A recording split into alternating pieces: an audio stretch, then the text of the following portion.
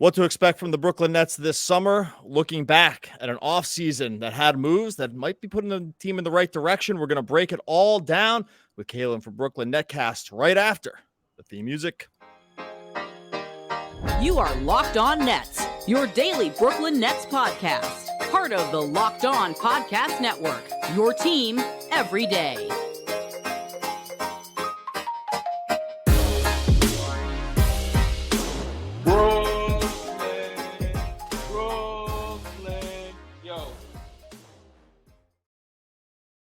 All right, welcome back to the Locked On Nets podcast on the Locked On Podcast Network. It's your team, the Brooklyn Nets, every single day. I am Doug Norrie. You know me, owner-operator of DFSR.com. If you need projections for our friends over at FanDuel, make sure you go to DFSR.com. Got you covered for MLB, NFL right around the corner, NBA, obviously.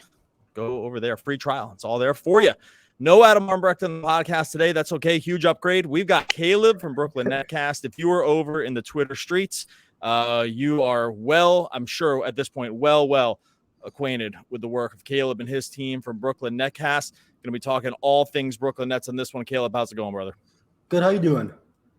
Yeah, we're good, man. Excited to have you on the podcast. Caleb and I have been talking offline here, well, online, but offline for a while now. Excited to get this rounded up with, I would say at this point, probably one of the most significant sort of, I'm going to use BrooklynNetCast as the collective, as voices in the Brooklyn Nets world, and really a face of like probably what new media looks like in this day and age of covering a team. We'll get into the Nets and we're going to get into the offseason. I think, for those that, aren't on Twitter or aren't on Spaces and aren't, haven't just checked into your podcast and stuff like that, you want to give us a quick rundown of like what you guys have been doing, because I do believe that this is like sort of like the next step in sort of like team coverage and just sort of like team fandom. I think it was probably another good way to put it. Oh, absolutely. So to start, obviously, we have a Twitter account called BrooklynNetCast. We tweet anything Nets as far as any news that drops. We're pretty on time with that for the most part. Projections, takes that we have about the team and just NBA in general, obviously. If you're going to cover a team in a league like the NBA that is so volatile, so much is changing all the time, you kind of got to be on top of everything. But obviously, you're mostly Nets related in that regard. And also, we're starting up a website pretty soon, which is very exciting. And we're very happy to finally get that going again after we had a website a while back, but we wanted to, make it better and be more professional about it, as well as we have a podcast. And in Instagram, we don't use a ton, but we're going to get working on that more at the start of the season. And things are really slow right now. You're in the dog days at the off season right now, where there's not. It's like, all right, man, we're posting outfits and stuff out here. It's getting rough. That's the way it goes. That's the way it goes sometime. Obviously, it's really worth it to check out what they're doing, because like I said, I think the way that media is starting to shape in some ways, especially around like the fan, we got what we do here at Locked On Nets, we're obviously really proud of and sort of like voice of fan. And then you have what goes on in some of the social media stuff, which is going to become in this day and age, more and more important and really more reflective, I think, of what the fandom looks like, right? Like of just like this general sort of feeling around sort of how the team goes. Wanted to talk, and the Twitter spaces are excellent too. Want to talk a bunch about the Nets here. Obviously, Caleb, knows as much about this team as anybody really going. So wanted to get some thoughts about sort of like how, the offseason has gone, how this upcoming season, what it looks like, a bunch of things to discuss when it comes to Brooklyn Nets. Let's just roll back the clock here a little bit to the offseason. Now that things have settled down, like you said, dog days of summer, most of the moves, short of a roster move or possibly a big trade, we'll talk about that later, could come up. Looking back at the moves that this team has made over the offseason between the draft and the free agency, you're all good. You got company. You got company in the back there. Yeah. Cat makes the appearance. Looking back at sort of how this has unfolded between the free agent signings, between the draft, where do you see this as? Like, are there moves that you liked or the moves that you disliked around what the Nets have done? And just maybe just on a high level, sort of like what Sean Marks and company are sort of putting together. It looks a little different than what they've done in seasons past. Oh, absolutely. So I think this offseason has really been about flexibility. I think that's the big word. Just trying to sign guys to shorter contracts that are smaller and making sure expiring contracts can be obviously moved, or guys who will be expiring are hopefully, boasting up their value a bit. Cough, cough, Ben Simmons. I think you'll see a lot of him this year. When at least because a lot of people say oh, he's going to ride the bench and play 15 minutes. I don't see that happening. I think it's okay, we have Ben. Let's try to make the best of it and get as much out of him as possible. That might not be much. It might be a lot. We don't know. But I think that's one of the main goals of this season is trying to raise his value and see what he is now. I think that's very important. And I think they've done some moves to kind of work with that. They've brought in some guards that can do similar things in Dennis Smith Jr. in case the whole Ben thing does not work out. Me personally, I'm a huge Dennis Smith Jr. fan. I actually knew about the signing probably about a month in advance. So I was trying to bits and pieces get everybody convinced on it. It's going to he's a great point of attack defender, probably top 5 in the NBA. I couldn't name 5 better. If you guys can, by all means, but he's up there. If you watch the tape and look at the numbers from his season in Charlotte, which is really just a bounce back year.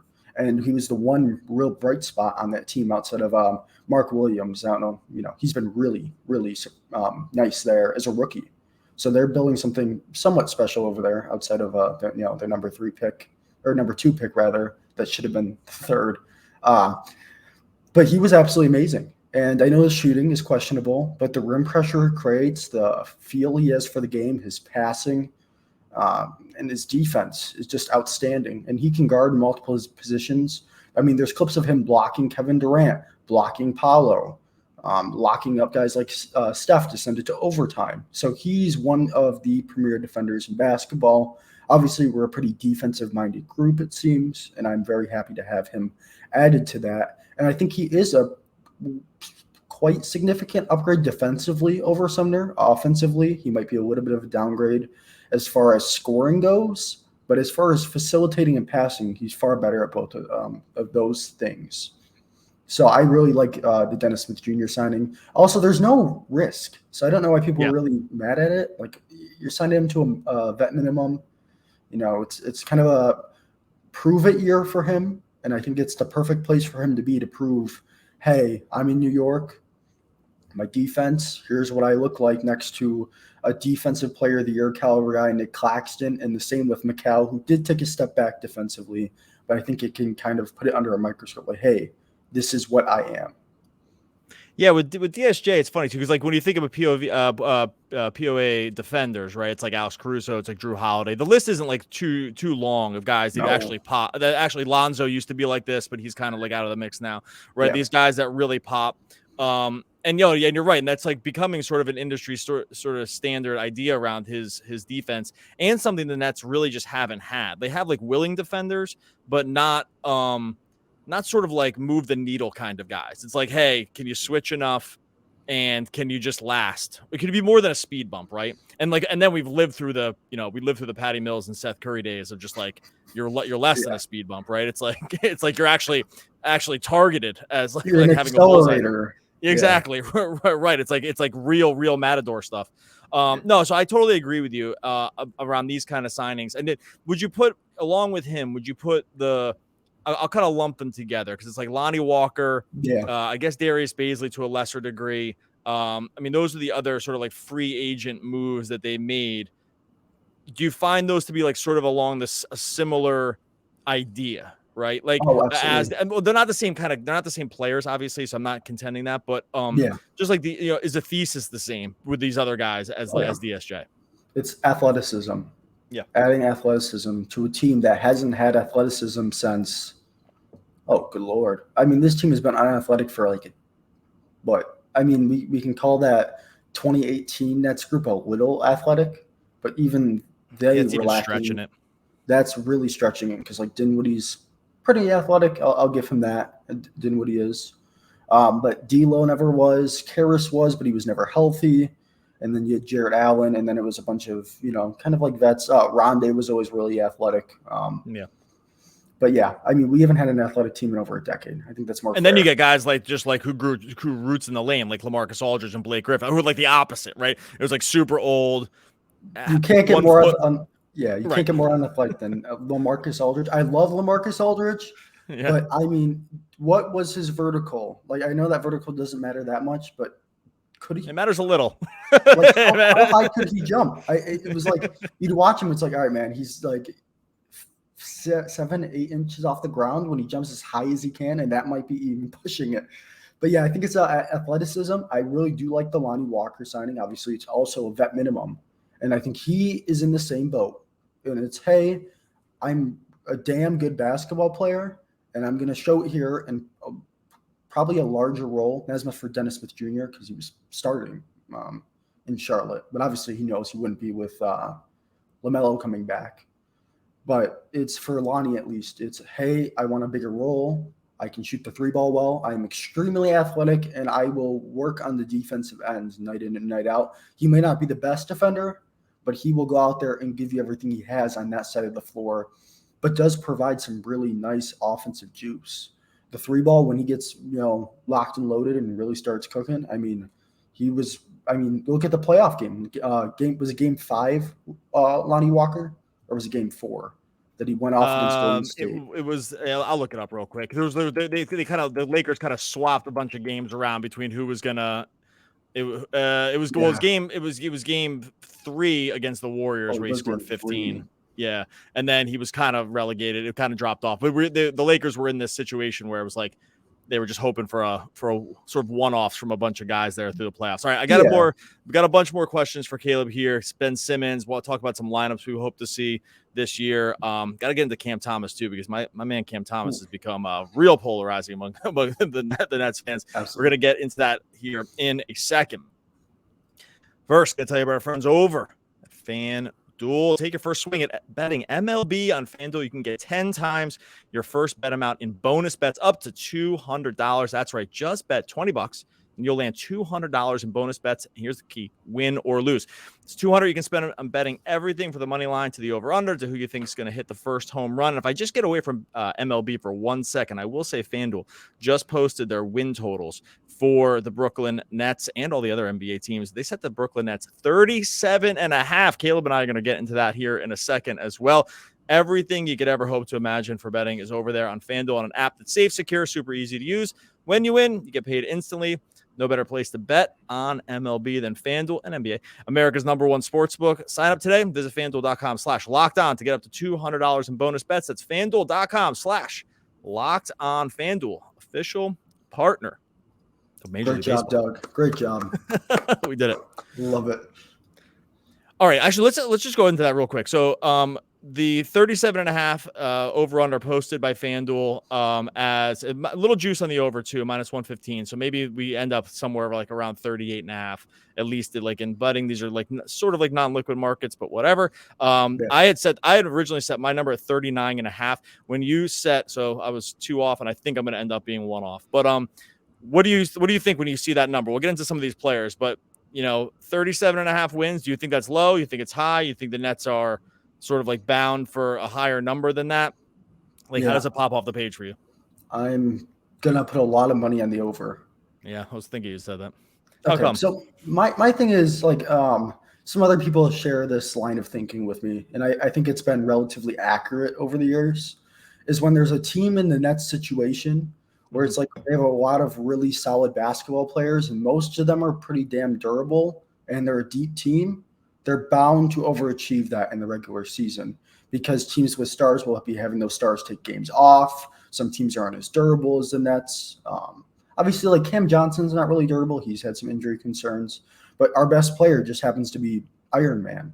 So I think that does really help the Nets as far as regular season goes and that win total, because we really have a group that's going to fight night in and night out as far as for minutes. We are such a deep basketball team. You guys are going to go out there and say, I got to give it my all tonight. I really want to crack this rotation and, solidify 15, 20 minutes for myself, because there's so much parity in that spot of the lineup where it's like there's Royce, Lonnie Walker, Dennis Smith Jr., even guys like obviously Cam Thomas, Day'Ron Sharpe. Who knows what the heck's going on with Ben Simmons? Like, if they want these minutes and they really want to get some consistent playing time, even like Baisley and stuff too, they're going to have to leave it all out there every single night. So I think that will boost the Nets up a little bit because they are a durable deep team and they tend to do better in the regular season. And obviously I expect them to fall off then in the playoffs and not really make any noise there. But I do expect them to win a good amount of regular season games because they just really are built for the regular season. High level defensive team too. I mean, I don't think you can name a core with three cores with better defensive players as McHale, Durant, FINNEY-SMITH, Nick Claxton, Dennis Smith Jr., Ben Simmons, question mark. Even guys like Royce O'Neal, who's struggled at times, but when he fit into his role at the end of the season, he played a lot better too, amongst other guys as well that I did not name. But we just are a really good defensive team, and they tend to do well in the regular season. So I tend to believe that they'll be around the 42 mark. Yeah, 500 feels, or that's like that'd be a game over 41, 500. I guess. 41, yeah. 41 is 500. So I agree with you. I agree on all that, and I would just add on to it before we get into some of these more guys. The one thing I would add on to it, which is like a yes and, would be that they will never have a motivation to tank. So like, there's just no that alone is actually worth wins in a weird way, especially at these numbers, because they're just not going to reach a line of demarcation where they're like, all right, it's over. Like Portland last year, it's like, okay, it's over. We got to just put it in the tank. There's no reason to do it. They'll never be able to do it. So you might as well never think like that. And if they want to just keep fans coming, I think they're just going to be that kind of team. So I think that when you add the motivation in, that is worth a few wins, especially down the stretch when it's just like maybe they are fighting for 500, maybe they are fighting for the playing game, right? Like in a we were last year. So, yeah, exactly. They stepped up. They beat Boston. They beat Denver. Did they beat Denver twice? They beat them once in Denver. I think they might have lost on the second time around. Okay, they had the crazy win in Denver where it felt impossible, and then I think they dropped the one at home weirdly, but I'll double check. All right, but let's move on to some of these other guys. So Ben Simmons, this is a guy who, when Adam and I talk, it's really funny. Nearly every podcast, even about other guys, goes back to Ben Simmons, because what we end up saying is, this happened with Cam Thomas, right? This happened when we talked about Darius Baisley. Like, weirdly, Ben Simmons becomes this weird fulcrum in every piece of the conversation, because it does feel, even for all of his deficiencies, even on his healthiest nights, his deficiencies, feels like just the kind of guy that mixes well with nearly every other guy, except for maybe Claxton. And then you can still make a defensive case in terms of what the team could just really use, right? And we could go through we don't have to go through each iteration, but yeah. Does that make sense about why it keeps coming back to Ben Simmons? Two, along those lines, what are your feelings about Simmons going to this year? Are you bullish, bearish? Do you think that we're going to see a return? Are you cautiously optimistic? Where do you stand on Ben Simmons going into the season? Okay, to start, the reason I think that every conversation goes back to Ben Simmons, because he's the most proven player on the team, which sounds crazy. Let me kind of build off that though. He has the most accolades. He's done the most. He's peaked the highest of anybody in this group, and is still relatively young.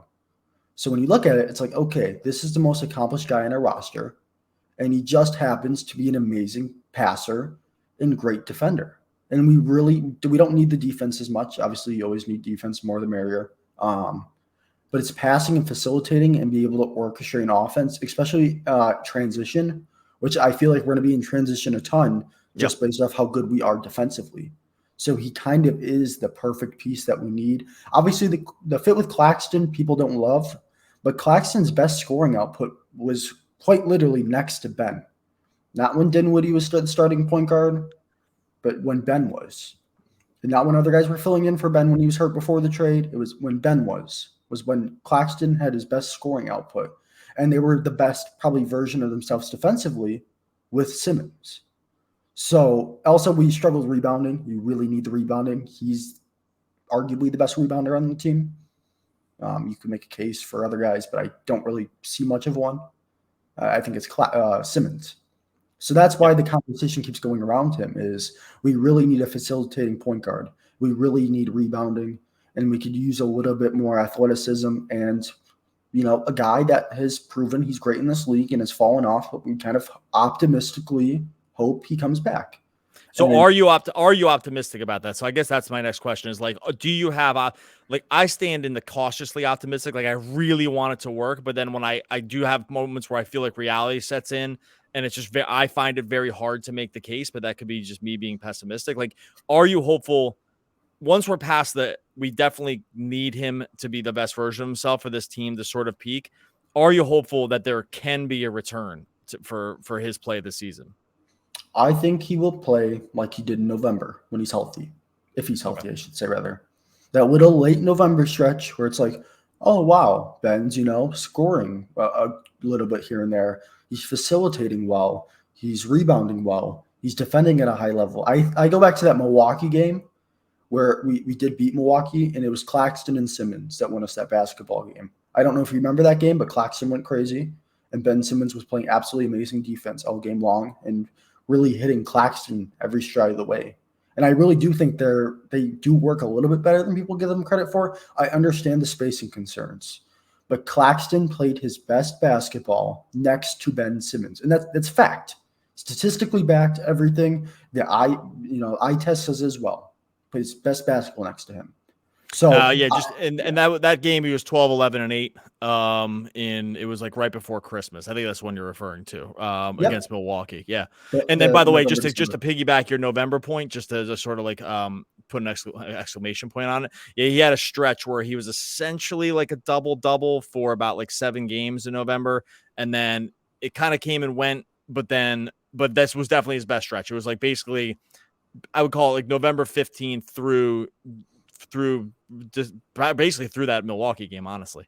And so like, but you would say like, so that's an interesting, I think that's a good sort of anchoring around Simmons, which is like, hey, that's not 2019, 2020 Ben Simmons, right? Like that's not all NBA Ben Simmons, but that's also thankfully and hopefully not like February Ben Simmons, where we're like, hey, this guy might need to go into traction.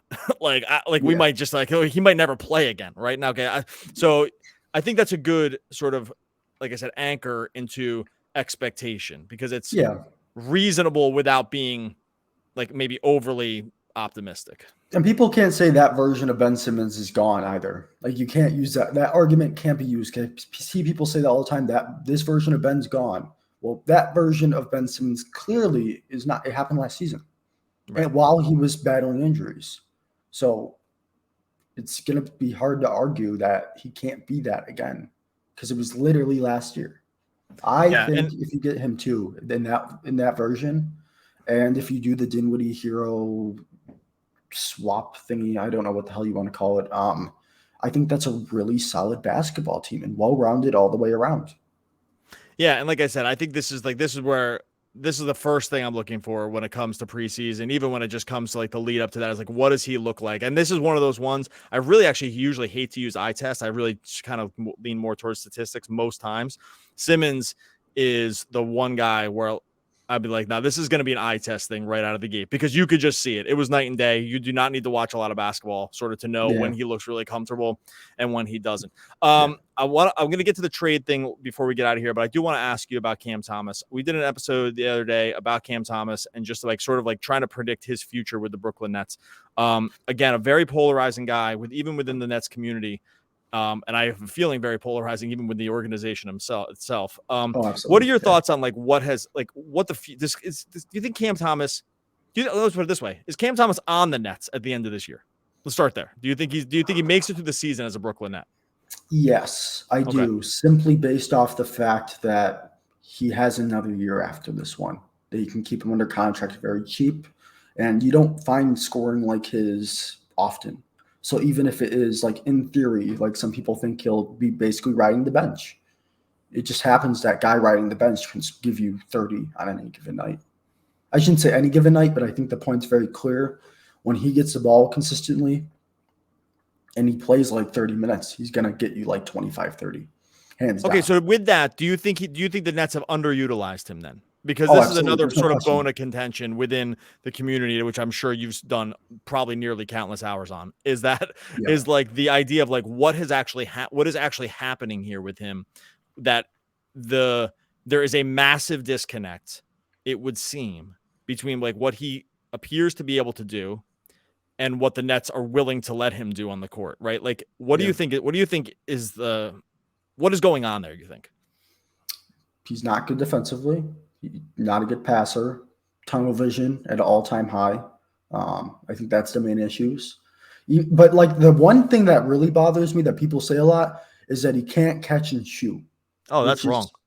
Yeah. I understand in his rookie season, he was a bad catch and shoot guy, which he was a rookie. Last year, he shot around 45% on the catch and shoot from 3. Yeah, second best catch and shoot effective field goal percentage on the team last year behind Joe Harris. I mean, of the guys that actually played like that. Yeah, he was the second best catch and shoot shooter on the team. So yeah, sorry to cut you off, but that's just that statement is, I agree with you. That statement is wrong. No, that's a perfect, statistical backing to it is he can catch and shoot. And now that Seth, Patty, and Joe are gone, which by the way, Cam, I know he's not great defensively. He's better than all those 3. And I don't really, off the ball defense is probably his biggest issue because he does kind of get lost a little bit sometimes. But the fact of the matter is he is relatively athletic and can move well. And he's got a really good frame. So he was better defensively than those 3, which I think is what bothered me the most, is those 3 were awful defensively, really weren't giving much or awful defensively and weren't giving much offensively a lot of nights outside of Joe. Every like 4 games was having like 5 threes at the end of the season. That was nice to see. I'm happy to see that. But like, I don't know, you got to use Cam this year. You figure it out. I understand people are worried about him because of the Lonnie Walker signing and saying like, oh, damn, Cam's screwed, which you can look at it that way. But what Cam has to do is he has to go out there and say, you know what? I'm going to outplay you every single time I touch the floor. I'm going to outwork you in practice every single time I practice, which is tough because Lonnie Walker is one of those nose to the grindstone, hardworking guys. But I do believe that Cam has that in him to really elevate himself to a point where it's undeniable that he has to play. And I think he will be on the Nets the rest of the season and have his best season to date. Yeah, Adam and I both said trade deadline. I could probably go any way on this. The one thing I want to see with him, it just has to be, and this just backs up your tunnel vision thing, and it's just that the assist to turnover rate is like too close to 1-to-1 for him to like really be viable. And so he needs to get that more. It's like 1.3-to-1 for his career, which is, it's horrible, right? Like, he just needs to be, if you're like Jaylen Brown, you can get away with it. But like, if you're not Jaylen Brown, like, there's very few dudes that can get away with that sort of assist to turnover. If you can get that to like 2.5-to-1, then I think like we're out of that tunnel vision territory, right? It's like, hey, you're running a little more pick and roll. You're making a little more just like short read rolls like that, and you can still get into the mid range. He should be able to do that. Like, that actually shouldn't be the end of the world for him. It's just that he just can't do it. It's just like too intent on getting to the basket or getting fouled, which he's elite at, but like it's still it's tough. Before we close out, obviously it's died down a little now, thankfully, but I don't think it's died down forever. In the Damian Lillard, Tyler Hero, because it already just came up sort of on the edges of even this podcast already. The talk of the Nets being players or at least facilitators within this trade, possibly for Lillard, going to the Heat. And like I said, the noise on this has been ratcheted down. I think it might just be because everyone's in the NBA is on vacation. But like, do you think that this thing still has legs? Like, are the Nets still in this? I mean, if you still think that they're in it for Dame, go ahead. I don't. But if you disagree with me, then okay. Yeah, all right. So good. We'll move past that one. The Nets being in it for Hero and maybe as being a third team to sort of like get this thing done. Do you still think they're in this thing? And would you welcome that move if they did it? I was against it at first. I still don't think it's a great fit because you mean Hero? You mean Hero? Yeah. Okay. Yeah. Yep. Because you're relying on Ben Simmons then to be himself, which is obviously not how you build a roster at this point in time. You can't do that. It's too expensive of a move to allocate that money to a player and say, oh, well, he'll fit perfect if Ben plays. But I do think of it this way: is Dinwiddie also isn't a great fit? He's not. He's not a great fit here. Tyler's younger than him. Tyler's better than him. So I view it now from that standpoint where it's like, you know what? Screw it. Get the younger talent. Maybe 2 years down the line, you can use him as a trade chip for a superstar. Or maybe, he elevates his game to a very high level where you don't want to move him. And then, God forbid, worst comes to worst, you dump his contract in 2 years and he's not what you wanted. But like Dinwiddie, regardless, is expiring. He's got 1 year left. So I think that's the way to go, is you wouldn't be losing Dinwiddie for nothing. So that's a plus, like we did last time. You'd be getting a young player in return who can score the basketball and shoot it at a high level. And at this point, it's like you're kind of just, fit-wise, throw it together. I mean, Tyler's a better team defender than Dinwiddie is too, by the way. So, like, it's marginal. It's relatively marginal, but it's not like this hurts our defense though. Like, no, it doesn't, because he's better defensively than Dinwiddie is. He's better offensively than Dinwiddie is. So I'm all for it at this point. I think it's the right move to do. I think we're in it. I think Utah is the real number 2, and I think they have a good shot at it. So I'm worried about Utah. Wouldn't be surprised. But I do think it's the correct move, and that Marks needs to sever that relationship with Dinwiddie, because I know they're close. Dinwiddie's just very, very much so loved by the organization, deservingly so, because he's a great guy and has, played hard for Brooklyn both times. But it's just, when push comes to shove, you take the talent, knock it off with the relationships like you did with Patty Mills, like you did with Joe, and do the right thing. So I think you got to do it. Yeah, I would say like this is one of those ones where I was like, it's been funny to watch the arc on this, because I'll always front run my own decisions and then conveniently ignore the ones I got wrong. But this one was where I was like, even very early on, I was like, dude, he's just so young. It just goes bet. I know the contract stinks, whatever. It's like a little expensive. The Nets are like, they're just not in a place where it really matters that much, honestly. Yeah. Like, it just, you know what I mean? So it's like, if you're just young and you have offensive talent, and he gets a huge bum rap because of how good the Heat did without him, like sort of the how good they were in the void of him hurt him a lot more on a narrative level than it probably should have. Like, right? Like, they made a huge run without him. That's like not his fault, right? And it doesn't go ahead. Yeah, basically they were not bad because Tyler Hero was not there. It's just exactly. Everybody happened to step up. And like I was talking to people, I'm like, you know what? Like I kept asking people this. I'm like, if you replace Duncan Robinson with Tyler Hero, would they have been better in the playoffs? Of course, it's obvious. It's obvious. It's like, you're right. It's exactly. It's just like when you ask things like that and very pointed things, usually people don't respond because it's so obvious. But as I'm sure you've found navigating the Nets Twitter streets for years now. Okay. Caleb, Brooklyn Netcast, awesome to have you here. This will not be the last time, I am sure. If for some reason you are living under a social media rock, you need to upturn that rock and go follow at Brooklyn Netcast over on Twitter. These guys are doing as good as it gets, really, just in these spaces, on Twitter Spaces as well. And like I said at the beginning, and I mean this with all my heart, like this is the way this stuff's going now, folks. It's us, it's Brooklyn Netcast, it's a few other places. Like these are the voices of the Brooklyn Nets going forward. Really, really happy to have you, Caleb. Really appreciate it. Thank you for having me on. Appreciate it. And everybody check out, if you are, I know you guys already are, but make sure to check out everything Doug does. He's just really, really intellectual when it comes to basketball and has a really level head. That's something I'll admit right now. I'm not extremely level-headed all the time. I try to be, but then you just look at like what Doug does and what Locked On Nets does. It's very, very level-headed, intellectual talk. So thank you for having me. I appreciate that. If you want to see me not level-headed, go to my Twitter where I said that regular person can't score a point in a basketball game, and check out how I spent a week arguing with people about that. And I was like, I would say that's the least level-headed I've ever been in my life. So other than people touting their own basketball skills, everything else level-headed. But Caleb, really, really appreciate it. Make sure everyone tune into Brooklyn Netcast. Subscribe to Locked On Nets YouTube podcast. All that stuff. Adam usually ends the podcast with a quote. We'll just say, today, Caleb, one of the all-time great American poets, will be back again next week talking more Brooklyn Nets basketball.